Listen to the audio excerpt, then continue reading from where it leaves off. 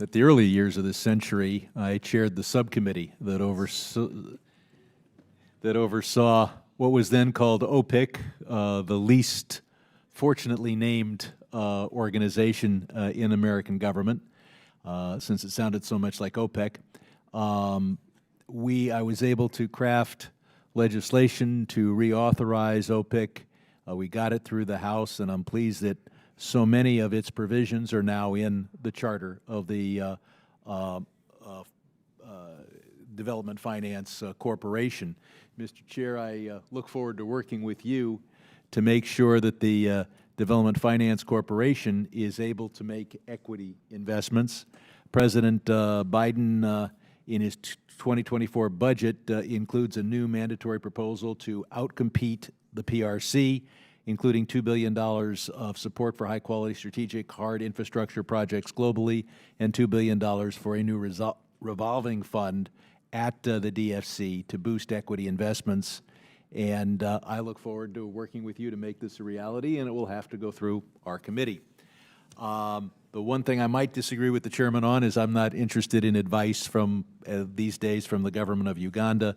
It is most famous around the world for passing legislation calling for the execution of people simply because they are part of the LGBT community. It was going so well. Yeah, it was just one. You'll like the rest.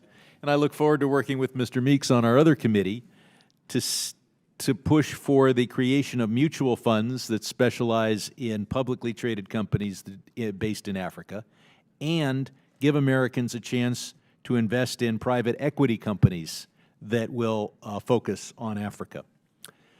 There are 6 big differences between how we do business and China does business. First, we're a coalition of our government, our allies' governments, and truly independent private sector companies. And even when you just focus on the U.S. government, it's divided between 2 parties.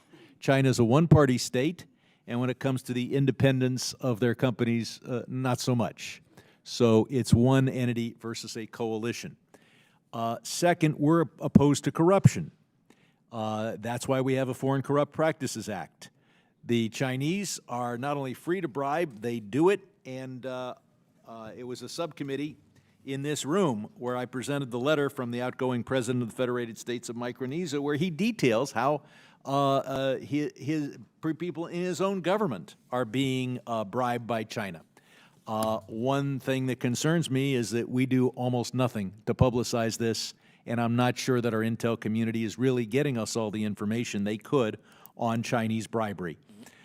Related to that is we're dedicated to democracy and the rule of law, which puts us at a real disadvantage in appealing and making alliances with those who want to be corrupt dictators in foreign countries.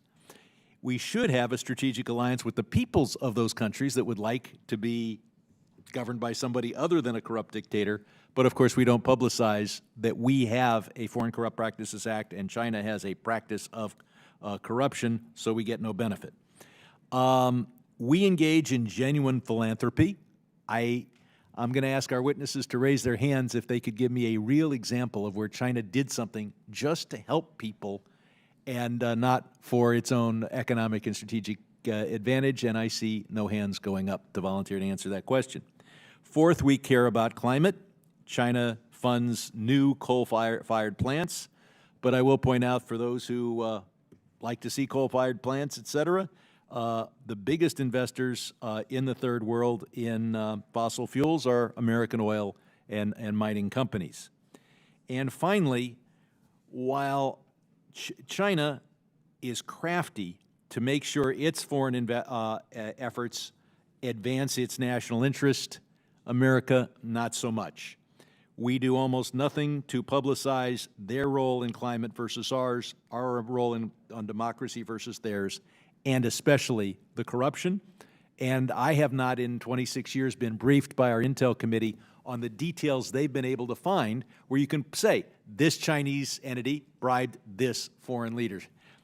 If they don't tell me, they don't tell the world. And I'm not sure they're gathering it.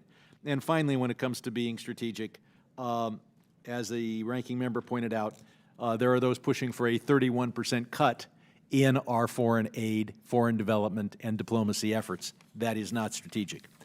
I do have a question, believe it or not, and that is China has these unfair loans. The question is, why do countries pay them back? Now, the number one reason to pay China back is so you can get another loan from China, but if their first loan to you was an anathema, that doesn't.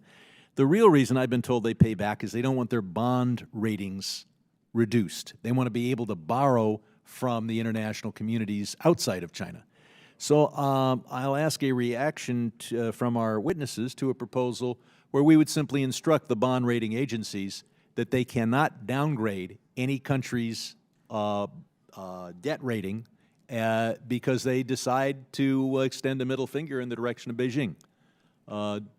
Is there a witness that wants to respond to that?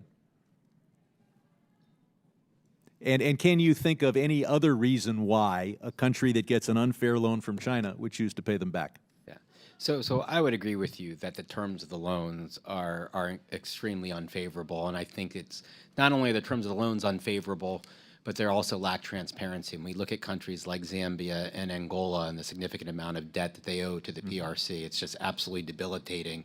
And it prevents the countries as well from taking on additional debt, and so it makes it challenging for us. It also leads them to default on projects where their governments are guarantors and pushes them up against our IMF debt limit. So is the answer to simply urge my answer, though, is this would be a question for the Treasury Department and not for DFC to opine on something like this. I look forward to taking that up, and I look forward to our intel agencies briefing you, as I assume they haven't, briefing us, as I know they haven't, and in many cases exposing to the world the details of the incredible corruption that China pays for and supports while we do the opposite. It's time for the people of the world to understand that. I yield back.